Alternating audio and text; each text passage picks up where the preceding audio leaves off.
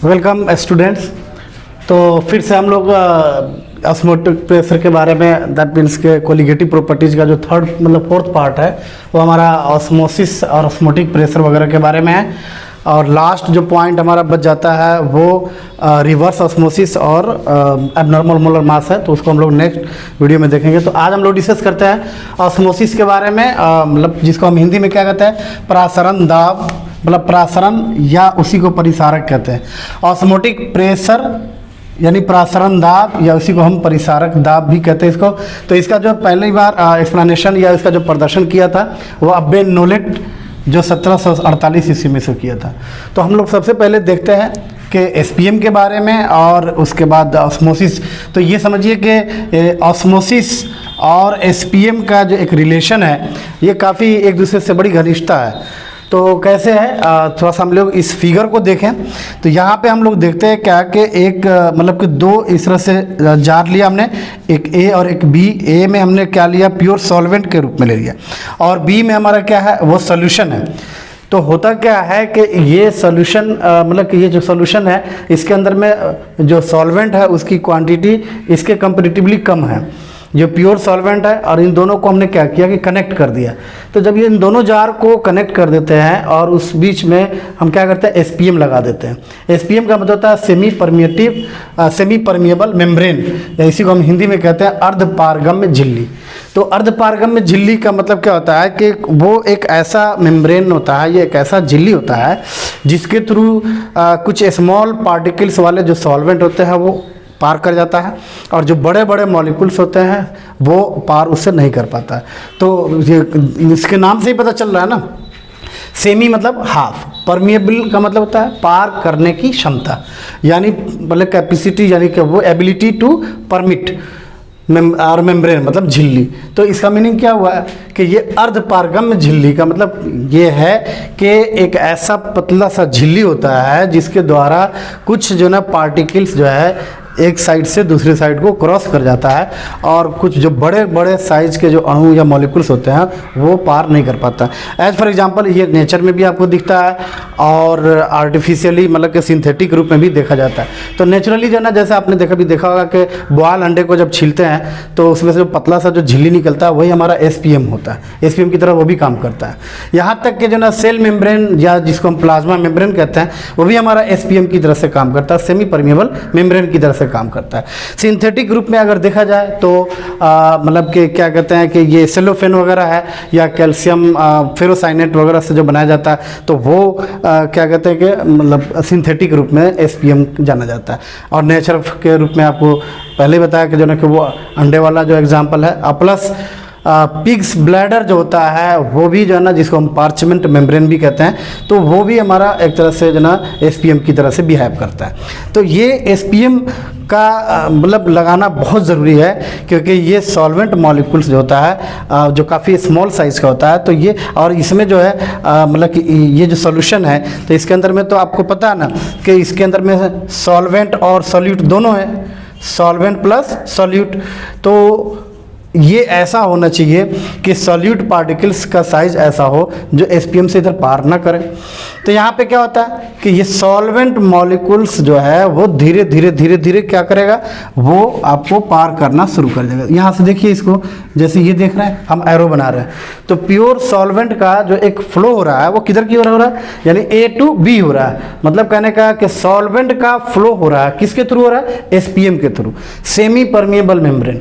तो जब किसी सॉल्वेंट का फ्लो मतलब के एसपीएम के थ्रू उधर सोल्यूशन की ओर जब होना शुरू हो जाता है, तो इसी प्रोसेस को हम क्या कहते हैं, ऑस्मोसिस कहते हैं। क्या कहते हैं इसको, ऑस्मोसिस के नाम से जाना जाता है, इसी को हम प्रासरण कहते हैं। तो सिंपल सा एग्जांपल मतलब या सिंपल सा डिफिनेशन आप याद रखिएगा कि ऑस्मोसिस एक ऐसी प्रोसेस है जिसमें सॉल्वेंट के फ्लो होने की प्रोसेस होती है, किसके थ्रू, एसपीएम के थ्रू। तो flow of solvent through SPM, जो ये प्रोसेस है, the process of flow of solvent through SPM कहाँ जा रहा है, ये तो आपको पता है कि ये सॉल्वेंट मतलब जो सोल्यूशन है, सोल्यूशन की ओर ही जा रहा है।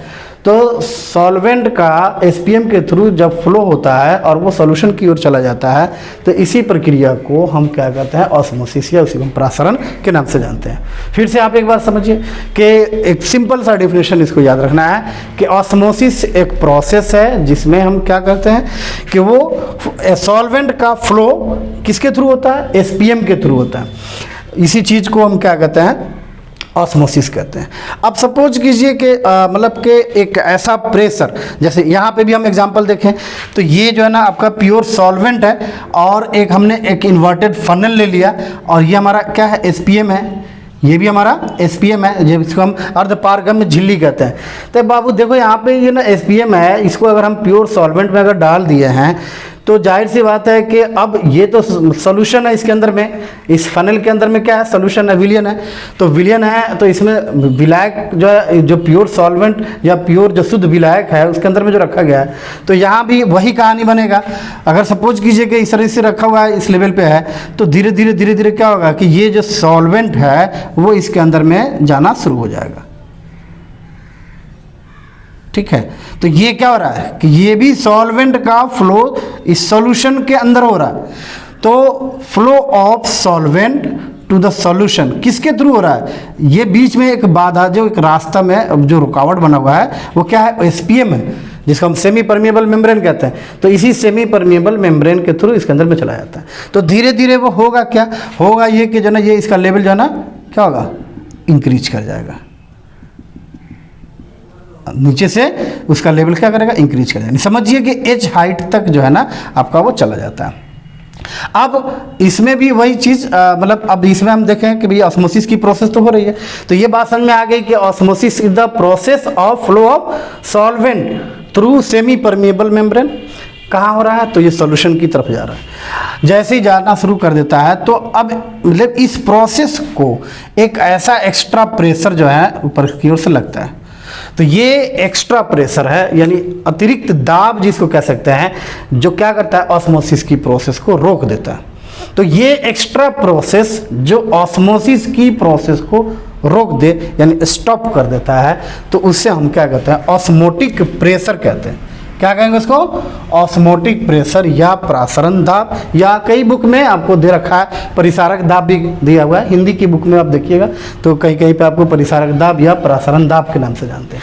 तो इसका मतलब क्या हुआ कि ऑस्मोटिक प्रेशर जो है वो एक्स्ट्रा प्रेशर, यानी वो अतिरिक्त दाब जिसके द्वारा हम क्या करते हैं कि ऑस्मोसिस की क्रिया को रोक देते हैं। तो ये हमारा क्या कहलाता है, ऑस्मोटिक प्रेशर कहलाता है। ये ध्यान रखना है कि ऑस्मोटिक प्रेशर को हम पाई से सूचित करते हैं। क्या करते हैं इसको, पाई से, यानी ये हमारा ऑस्मोटिक प्रेशर हो गया, यानी प्रासरण दाब के नाम से जानते हैं। यहाँ पे आप देखिए कि प्रासरण दाब जो ना क्या होता है, रो एच जी, यहाँ पे रो क्या है, डेंसिटी है, G is the acceleration due to gravity, और यहाँ पे एच क्या है, ये एच इज द हाइट। तो ये हाइट को हमने दिखाया। अगर हम चाहें तो इसको आप देख सकते हैं क्या, तो रो डेंसिटी है, तो डेंसिटी क्या होता है, मास अपॉन वॉल्यूम होता है, और ये क्या है, एच है, और ये जी है। तो ओवरऑल मिला करके आप देखें कि ये वॉल्यूम है, तो volume L into B into H होता है, तो M into H into G ऊपर हो गया, और नीचे में वॉल्यूम है तो L into B into H, H से एच ये कैंसिल हो गया, तो ये क्या हो जाएगा, ये हो गया हमारा एम जी ऊपर में, और नीचे में क्या हो गया, एल इंटू बी यानी एरिया, और ये एम जी क्या है, वो एफ के इक्वल होता है, F equal to B M G होता है। तो आप समझिए कि हम इसको लिख सकते हैं क्या चीज़, कि एफ अपॉन एरिया, यानी ये फोर्स पर यूनिट एरिया, ये हमारा प्रेशर कहलाता है। यानी ये आपको यहाँ पे हम कह सकते हैं कि ये प्रेशर या मतलब ऑस्मोटिक प्रेशर, जो भी कहना है, मतलब इस तरह से आप कह सकते हैं। तो ये हम इस तरीके से भी लिख सकते हैं इसको। तो ऐसे ही कंडीशन में यहाँ भी आप देखें वही चीज़ होता है कि ये एक्स्ट्रा प्रेशर जो है ना आपका यहाँ पे आना शुरू हो जाता है, और ये जिसे हम क्या कहते हैं, पाई से इंडिकेट करते हैं। पाई हमारा क्या है, ऑस्मोटिक प्रेशर। तो ये ऑस्मोटिक प्रेशर क्या हो गया, एक्स्ट्रा प्रेशर, यानी अतिरिक्त दाब जिसके थ्रू हम ऑस्मोसिस की क्रिया को क्या करते हैं, रोक देते हैं। द तो ये प्रसारण दाब जो होता है वो प्रसारण की क्रिया को क्या करता है, रोकता है। ये एक अतिरिक्त दाब है, एक तरह से एक्स्ट्रा प्रेशर है, तो which stop the process of osmosis. तो ऑस्मोसिस की प्रोसेस को क्या किया, स्टॉप कर देता है। तो इसी चीज़ को हम क्या कहते हैं, मतलब ऑस्मोटिक प्रेशर के नाम से जानते हैं। ठीक है, तो इसके बाद जो है ना हम लोग देखते हैं थोड़ा सा मतलब बैक जाते हैं, यानी पिछली क्लास में जैसे आप लोगों को स्टेट ऑफ मैटर वाला एक चैप्टर था जिसके अंदर में आपको Charles law, Boyle's law, Avogadro law, जिससे हमें एक यूनिवर्सल गैस लॉ का फॉर्मेशन हुआ था, जहाँ से हम आर की वैल्यू निकालेंगे और उसके बाद जो है ना फिर हम उस वैल्यू से हम यहाँ पे मॉलिक्यूलर मास ऑफ सॉल्यूट भी निकालने का काम करेंगे।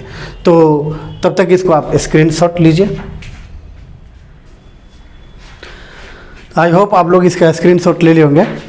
तो अब हम लोग देखते हैं कि अभी आपको मैंने कहा कि पिछली क्लास में मतलब कि 11th क्लास में हम लोग डिस्कस किए थे स्टेट ऑफ मैटर में जो आपको गैस लॉ वगैरह के बारे में।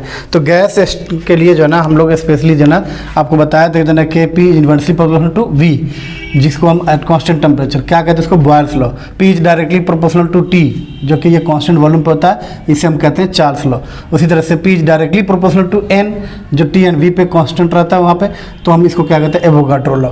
इन सभी को कंबाइंड कर देते हैं, यानी कंबाइंड अगर कर देते हैं तो हमारे को मिल जाता है P proportional to N T upon V. मतलब कहने का कि ओवरऑल जो है ना यहाँ पे अगर हम इस प्रोपोर्शनलिटी कांस्टेंट को अगर हटाते हैं तो कोई ना कोई मतलब कांस्टेंट डालना पड़ता है। यहाँ पे हम R कांस्टेंट ले लेते हैं, तो ओवरऑल मिला करके हमें क्या मिल जाता है, P V equal to N R T. ठीक है, जिससे हम क्या कहते हैं, यूनिवर्सल गैस लॉ के नाम से जानते हैं। ये पिछली क्लास में ऑलरेडी हम बता चुके हैं। तो यहाँ पे अगर हम R का जब वैल्यू निकालें तो पी वी अपॉन क्या हो जाएगा, एन टी। अगर यहाँ पे हम प्रेशर जो है वो 1 atm ले लें, वी जो है ना वॉल्यूम जो हमारा 22.4 लीटर ले लेते हैं और 1 मोल, और टेम्परेचर हम 273 केल्विन ले लेते हैं।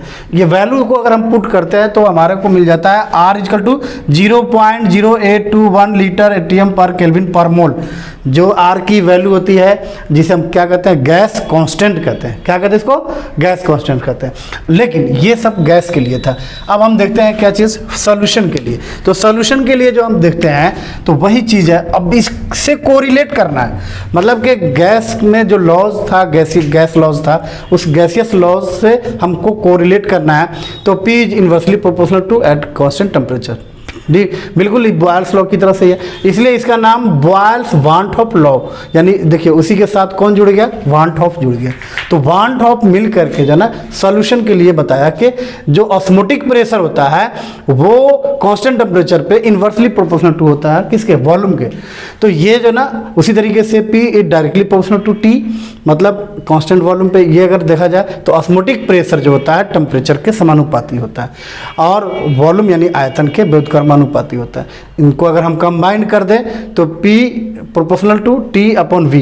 तो यानी यहाँ पे हम P equal to S T upon V, ये जो S है इसको हम क्या कहते हैं, सॉल्यूशन कांस्टेंट कहते हैं। क्या कहते हैं इसको, सॉल्यूशन कांस्टेंट कहते हैं। So S equal to P V upon T.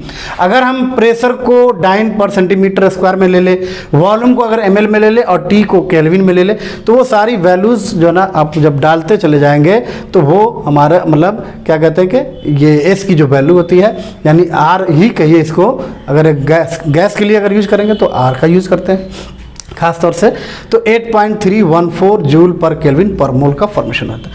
कई बार हम सॉल्यूशन कांस्टेंट की जगह पे हम R यानी गैस कांस्टेंट का भी हम यूज़ कर लेते हैं, चूँकि प्रेशर है, ऑस्मोटिक प्रेशर के लिए हम R का भी यूज़ कर सकते हैं। तो यहाँ पे अगर हम देखें तो जो pi V equal to N R T, देखिए यहाँ पे आप इस गैस लॉ से जो है ना, जो यूनिवर्सल गैस लॉ है इसे आप कोरिलेट कीजिए। तो P V equal to N R T, यहाँ पे क्या हो गया, pi V equal to N R T. तो यहाँ वहाँ पे सिंपल प्रेशर है और यहाँ पे ऑस्मोटिक प्रेशर, ठीक है। तो यहाँ पे pi V equal to N R T, तो पाई इक्वल टू क्या हो जाएगा, n by V upon R T. अब एन बाई वी को आप याद कीजिए, जो हम कॉन्सेंट्रेशन के फॉर्म में पढ़ते थे, जिसको हम क्या कहते थे कि मतलब मोलारिटी जिसको कहते हैं। तो पाई इक्वल टू क्या हो गया, एन बाई वी, और एन बाई वी हम कॉन्सेंट्रेशन है, तो इसलिए pi equal to C R T. फिर से अगर हम देखें इसी को चेंज करके, तो नंबर ऑफ मोल्स को अगर चेंज करते हैं तो W2 upon M2 into R तो है ही ऑलरेडी, T भी जहाँ है वही रहेगा, और V नीचे है तो वही रहेगा। तो ये हमारे पास फॉर्मूला मिल जाता है pi equal to WT into RT और divided by M2 into V। तो ये इसमें जो आपको क्वेश्चन वहाँ से फिर यहाँ पे पूछा जा सकता है कि किसी सॉल्यूट का जो मॉलिक्यूलर मास है यानी मोलर मास निकालना हो M2 तो निकाल सकते हैं। तो ये हमारे पास फॉर्मूला मिल जाता है ऑस्मोटिक प्रेशर का। अब हम लोग देखते हैं कि दो सॉल्यूशन को जब हम एक दूसरे के साथ में मतलब कंपेयर करते हैं तो यहाँ पे हमारे पास एक और टर्म आ जाता है आइसोटोनिक, हाइपरटोनिक और हाइपोटोनिक सॉल्यूशन। जब हमारे पास दो सॉल्यूशन होता है और एक सॉल्यूशन का जो ऑस्मोटिक प्रेशर है दूसरे के तुलना में, दूसरे सॉल्यूशन की तुलना में कंपेयर में अगर किया जाए तो उसका अगर ग्रेटर होता है तो उसको हम हाइपरटोनिक सॉल्यूशन कहते हैं। दो सॉल्यूशन अगर हमारे पास है और उन दोनों का अगर मान लीजिए कि ऑस्मोटिक प्रेशर इक्वल हो जाए तो उसको क्या कहेंगे, आइसोटोनिक सॉल्यूशन कहेंगे। ध्यान रखना चाहिए कि जब दो सॉल्यूशन हमारे पास में है और वो दोनों सॉल्यूशन का ऑस्मोटिक प्रेशर समान हो जाए यानी सिमिलर हो जाता है तो उससे हम आइसोटोनिक, क्योंकि आपको मालूम है iso means equal, hyper means ज़्यादा और हाइपो मीन्स लेस। तो ये तीनों से आपको पता चल जाता है कि जब दो सॉल्यूशन है मतलब दोनों सॉल्यूशन का अगर ऑस्मोटिक प्रेशर एक दूसरे के बराबर हो जाए उसको आइसोटोनिक सॉल्यूशन कहते हैं। जब दो सॉल्यूशन है उसमें से किसी एक सॉल्यूशन का ऑस्मोटिक प्रेशर दूसरे की तुलना में अगर ज़्यादा हो जाए तो उसको हम हाइपरटोनिक सॉल्यूशन कहते हैं। जब दो सॉल्यूशन हमारे सामने हो तो एक के कंपेरेटिवली दूसरे का अगर जो ऑस्मोटिक प्रेशर है अगर लेस हो जाता है तो उसको हम हाइपोटोनिक सॉल्यूशन कहते हैं। ध्यान रहेगा। तो हाइपोटोनिक सॉल्यूशन के नाम से आता है। अब ये ध्यान रखना है कि ब्लड का जो क्या कहते हैं ऑस्मोटिक प्रेशर होता है वो ऑस्मोटिक प्रेशर 0.9% होता है मास अपॉन वॉल्यूम। तो ये ध्यान रखना है कि मास अपॉन वॉल्यूम 0.9% होता है। याद रखिए कि ब्लड का 0.9% ऑस्मोटिक प्रेशर होता है तो अगर उसको इंट्रावेनस यानी कि नस में यानी इसको जो इंजेक्शन दिया जाता है और उस सॉल्यूशन का जो ऑस्मोटिक प्रेशर है अगर इसके इक्वल होना चाहिए 0.9% के इक्वल होना चाहिए तब जा करके वो बड़ा मतलब कंफर्टेबल तरीके से उसको इंजेक्ट किया जा सकता है। लेकिन मान लीजिए कि अगर 0.9 से अगर ज़्यादा उसका अगर कॉन्सेंट्रेशन है यानी वो हाइपरटोनिक का सॉल्यूशन हो जाएगा। अब हाइपरटोनिक सॉल्यूशन में सपोज कीजिए कि उसके अंदर में हम अगर कोई ये डाल दें क्या कहते हैं कि कोई सेल्स को अगर डाल देते हैं तो वो सेल क्या करेगा, वो अपना वाटर को क्या करेगा, लॉस करना शुरू कर देता है। अब लॉस जब शुरू करेगा तो धीरे धीरे वो सेल श्रिंक कर जाता है, सिकुड़ जाता है। जैसे आप मान लीजिए कि अगर किशमिश अंगूर को अगर आप सलाइन वाटर में यानी समुद्र वाला पानी जो होता है, खारा पानी जो होता है उसमें अगर डाल दीजिए तो पता ये चलता है कि उसका जो मतलब कुछ देर के बाद है ना वो धीरे धीरे सिकुड़ने लगता है। तो वो सिकुड़न जो होता है यानी श्रिंक करने का जो नेचर है वो इसलिए क्योंकि उस सेल से यानी उस ग्रेप से जो लॉस ऑफ वाटर हुआ जिसके चलते वो श्रिंक कर जाता है। इसी तरीके से अगर हम हाइपोटोनिक सोल्यूशन को लेकर के चले जिसके अंदर में जो ना 0.9% से अगर मतलब लेस उसका ऑस्मोटिक प्रेशर है तो उसमें अगर हम डालते हैं किसी भी सेल को तो वो सेल क्या होता है धीरे धीरे उस सॉल्यूशन से वाटर को एब्जॉर्ब कर लेता है और वाटर एब्जॉर्ब कर लेने के बाद धीरे धीरे वो स्वेल अप हो जाता है यानी वो फूल जाता है। तो इसलिए अगर आप किशमिश को अगर फ्रेश वाटर में डालिए तो धीरे धीरे क्या करेगा, वो रेजिन जो है या किशमिश वो धीरे धीरे पानी को एब्जॉर्ब कर लेता है। जैसे ही पानी का एब्जॉर्प्शन मतलब स्टार्ट हो जाता है और उसके बाद वो क्या होता है, स्वेल अप हो जाता है। तो ये बात आपको समझ में आ गई होगी। जैसे हमको मैंने क्या डिस्कस किया, पहला हमने डिस्कशन किया कि भाई ऑस्मोसिस जो होता है वो flow of solvent through semi permeable membrane, यानी एक विलायक का किसी सॉल्यूशन की ओर जब फ्लो होता है एसपीएम के थ्रू उसे हम ऑस्मोसिस कहते हैं। यानी आप कह सकते हैं कि वो जो प्योर सॉल्वेंट है हमने वाटर लिया और हमने क्या किया कि एक सॉल्ट वाटर ले लिया। तो ये ध्यान रखिए कि ये सॉल्ट वाटर ये सॉल्यूशन है, सॉल्टी वाटर जो हमारा ये क्या सोल्यूशन है और ये प्योर वाटर है। इन दोनों को एसपीएम से जोड़ दिए तो जाहिर सी बात है कि यहाँ पे प्योर सॉल्वेंट जो है उस एसपीएम से आपको सॉल्यूशन की तरफ भागेगा। तो इस प्रोसेस को आपने ऑस्मोसिस कहा। तो ये याद रखिए कि प्योर सॉल्वेंट अगर वाटर है तो flow of water through SPM, तो flow of water from the low concentration to high concentration, यानी यहाँ पे कंसंट्रेशन जो है ना बहुत कम है और यहाँ पे ये सॉल्यूशन है इसकी कंसंट्रेशन ज़्यादा है। तो हम कह सकते हैं कि यहाँ से फ्लो ऑफ वाटर फ्रॉम मतलब low concentration to high concentration through semi permeable membrane, या सिंपली क्या है कि process of flow of solvent to solution through semi permeable membrane, इस प्रोसेस को क्या कहते हैं, हम ऑस्मोसिस कहते हैं। अब ये ऑस्मोसिस की प्रोसेस को एक एक्स्ट्रा प्रेशर जो क्या करता है उस पर जब लगता है तो इस ऑस्मोसिस की प्रोसेस को क्या करता है, रोक देता है। तो stop the osmosis process by the extra pressure, this is known as the osmotic pressure. Osmotic pressure के बारे में आपको मैंने क्या बताया कि pi V equal to N R T, ये कंपेयर किया गया है इस इक्वेशन से। तो pi equal to N by V R T या pi equal to C R T, मतलब यही फार्मूला आपका कई बुक में आपको यही सब दिखता है, यही फार्मूला दिखता है, pi equal to C R T direct आपको यहाँ से निकाल लिया। तो आप चेंज कर सकते हैं कि सी जो होता है वो हमारा कॉन्सेंट्रेशन ना है जी, तो ये कॉन्सेंट्रेशन n बाई वी के इक्वल है और n क्या है, नंबर ऑफ मोल्स है, v the volume of solution in litre. तो आप कह सकते हैं कि इसको चेंज भी कर सकते हैं कि n इक्वल टू क्या, W2 अपॉन M2, और ये v जहाँ है वही है, r जहाँ है वही है, t जहाँ है वही है। तो ओवरऑल आपको क्या मिल गया, pi equal to W2 into RT upon M2 into V। तो यहाँ पे हम इससे क्वेश्चन तैयार कर सकते हैं कि मोलिकुलर मास ऑफ सॉल्यूट जो है ना निकाल सकते हैं। तो यहाँ पे हमने लिख दिया है कि pi equal to osmotic pressure, W2 equal to weight of solute, M2 equal to molar mass of solute और V the volume, T the temperature. और R क्या है, वो गैस कांस्टेंट है। R की जगह पे S भी ले सकते हैं और S की जगह पे R भी ले सकते हैं, वो कोई दिक्कत नहीं है, वो न्यूमेरिकल के टाइम पर। हमने कहा ब्लड का जो आपको ऑस्मोटिक प्रेशर होता है वो 0.9% होता है मास अपॉन वॉल्यूम। अगर आप इसी ऑस्मोटिक प्रेशर के लेवल का कोई इंजेक्शन देते हैं तो उस बॉडी को, उस पेशेंट को कोई दिक्कत नहीं होता है। लेकिन अगर इससे मतलब कि ज़्यादा अगर हुआ ऑस्मोटिक प्रेशर वाला तो सोल्यूशन, तो वो हमारा क्या हो जाएगा, हाइपोटोनिक सोल्यूशन हो जाएगा। हाइपोटोनिक सोल्यूशन का अगर कोई भी हाइपोटोनिक सोल्यूशन में मतलब आप सीधा सीधी याद रखिए कि जब दो सोल्यूशन का ऑस्मोटिक प्रेशर बराबर हो जाए तो आइसोटोनिक सोल्यूशन। दो सोल्यूशन में एक सोल्यूशन का जो ऑस्मोटिक प्रेशर है अगर दूसरे के कंपेरेटिवली ज़्यादा हो जाए तो हाइपोटोनिक सोल्यूशन। दो सोल्यूशन में अगर एक सोल्यूशन का अगर ऑस्मोटिक प्रेशर लेस हो जाए तो उसको हम हाइपोटोनिक सोल्यूशन। तो ऐसे कंडीशंस में कई बार होता क्या है कि अगर आप ज़्यादा नमक खाते हैं या मतलब कि नमकीन चीज़ ज़्यादा लेते हैं तो जाहिर सी बात है कि सॉल्टी सॉल्यूशन जो है ना, सॉल्ट सॉल्यूशन बॉडी में ज़्यादा हो जाता है। तो जब हम पानी लेते हैं एक्स्ट्रा तो पानी को क्या करता है, रिटेन कर लेता है, पानी को रोक लेता है, शरीर हमारा पानी को रोक लेता है। और इसके चलते क्या होता है कि बॉडी का सेल्स, टिश्यूज़ और इंट्रासेलुलर मतलब इंटरसेलुलर स्पेस के बीच में जो है ना वाटर जो है ना धीरे धीरे धीरे धीरे धीरे धीरे क्या होता है, मतलब इकट्ठा हो जाता है, यानी एक्युमुलेट कर जाता है, जमा हो जाता है, जिसके चलते जो है ना पैर हाथ में सूजन आ जाता है। और इस कंडीशन को डॉक्टर जो है ना एडिमा बोलता है। तो एडिमा कंडीशन हो जाता है तो आपको कहा जाता है कि पैर हाथ सूज रहा है, यानी आपके बॉडी के अंदर में वाटर का रिटेंशन ज़्यादा हो गया। क्यों? क्योंकि आपने सॉल्टी या नमक जो ना बहुत ज़्यादा कॉन्सेंट्रेशन में आपके बॉडी में एक्युमुलेट हो चुका है।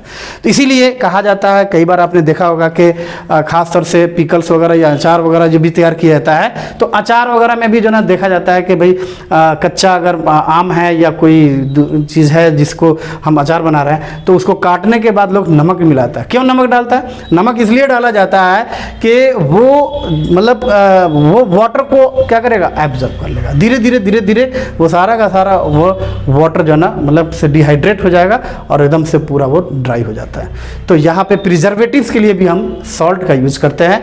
तो कहने का मतलब क्या हुआ कि जो भी सॉल्ट सॉल्यूशन होगा वाटर को क्या करेगा, वो सेमी परमेबल के थ्रू एब्जॉर्ब करेगा और इसी प्रोसेस को हम ऑस्मोसिस कहते हैं।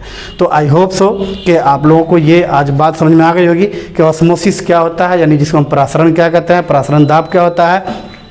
उसके बाद उससे रिलेटेड जो है ना उसका जो फॉर्मूला होता है, आइसोटोनिक सोल्यूशन वगैरह, हाइपोटोनिक सोल्यूशन वगैरह के बारे में ये फिगर याद रखिएगा। और इस तरीके से जो है ना इस पर कुछ न्यूमेरिकल वगैरह होता है जिसको आप ट्राई कीजिएगा।